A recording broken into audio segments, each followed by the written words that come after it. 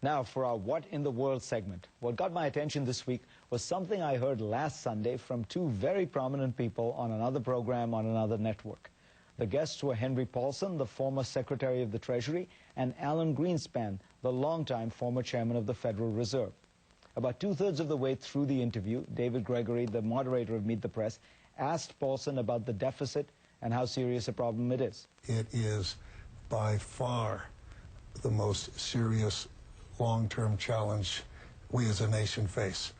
All these other issues, economic issues, are minor compared to that. It's very, very difficult to get Congress to act on anything that's big and difficult and controversial if there's not an immediate crisis. And then Gregory asked Greenspan, and Greenspan agreed with Paulson, and I agree with Paulson.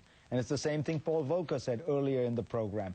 Leaders in Washington have to find the courage of their convictions to deal with the deficit, right? Now, the next topic Gregory asked about was taxes. Listen again. Part of the fix here, according to the budget, it has to do with the issue of taxes. Here's how the Wall Street Journal put it in a headline on Tuesday, and that is that the wealthy face a tax increase. Those Bush-era tax cuts are going to be allowed to expire by this administration. Secretary Paulson, is that a bad idea? Well, I've got to say, anything right now that is going to, in effect, be a tax increase is got to be questioned. And an expiring tax cut is a tax increase. And what does Chairman Greenspan think? I agree with what Hank is saying. So after emphatically espousing the view that Congress has got to come together and tackle the deficit, Paulson and his partner in the hot seat cannot muster the courage to suggest letting the tax cuts expire. Now, please understand that the Bush tax cuts are the single largest part of the black hole that is the federal budget deficit.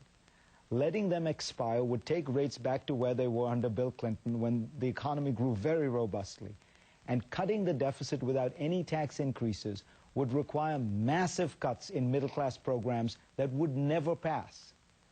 Now remember, neither Paulson nor Greenspan is currently in elected office or even unelected office. They don't need to pander, and yet they do. That is a symbol of Washington. Even they can't muster the courage of their convictions to say, yes, we have to increase some taxes in the face of deficits larger than at any point since World War II. And if these two men, with nothing to lose, can't bring themselves to even say it, how can we expect elected politicians to actually do it? For shame.